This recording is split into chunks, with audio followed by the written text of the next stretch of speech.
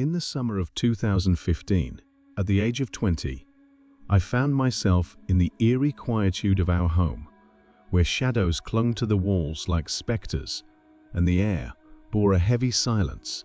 My father, a dedicated soldier stationed far away, left my mother and me to navigate the solitude. Little did I know that a night of unspeakable horror awaited us within the seemingly familiar confines of our dwelling. It was an ordinary night, the kind where the weight of my solitude pressed down on me.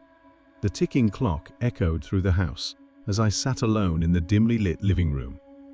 A sudden chill permeated the air, causing me to shiver involuntarily. My unease grew as the minutes passed, and an unsettling feeling settled over the house like a dark fog. As the clock struck midnight on June 15, 2015, I heard an indistinct whisper that seemed to emerge from the walls themselves.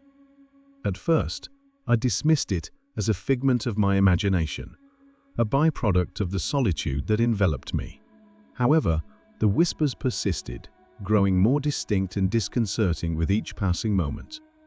I cautiously made my way through the desolate corridors, the only sound accompanying my footsteps being the haunting whispers that seemed to originate from the very foundations of our home. The air grew thick with an otherworldly tension as I ventured further into the heart of the house. In the dim glow of a flickering hallway light, I caught a glimpse of something that sent a shiver down my spine, an ethereal figure, its features obscured by the shadows. Panic seized me, but curiosity drove me forward. The whispers intensified, transforming into hushed conversations that reverberated through the empty halls. My heart raced as I followed the spectral murmurs, drawn to a room I seldom entered: the attic. The door creaked open of its own accord, revealing a darkness that seemed to devour the feeble light of my trembling flashlight. Upon entering, the whispers reached a fever pitch, converging into a cacophony of tortured voices. Shadows danced on the walls, taking on ghastly shapes that seemed to mirror the tormented souls within. As I moved further into the attic's abyss, an invisible force gripped me, pulling me towards an ancient-looking chest that sat ominously in the corner. Hesitant yet compelled, I opened the chest, revealing relics from a bygone era, a tattered journal, faded photographs, and artifacts that hinted at a history steeped in darkness. The whispers coalesced into a mournful wail, recounting tales of tragedy and despair that echoed through the generations. Suddenly, the room plunged into absolute darkness, extinguishing the feeble glow of my flashlight.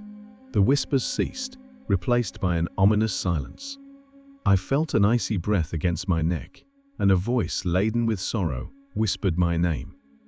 In the chilling stillness, I realized that the horrors trapped within the walls were not mere echoes of the past, but a living nightmare that sought to draw me into its depths. As the shadows closed in, I frantically stumbled back, slamming the attic door shut behind me. To this day, the echoes of that night linger in the empty halls, a reminder that sometimes the horrors we face are not confined to the external world, but are woven into the very fabric of the places we call home.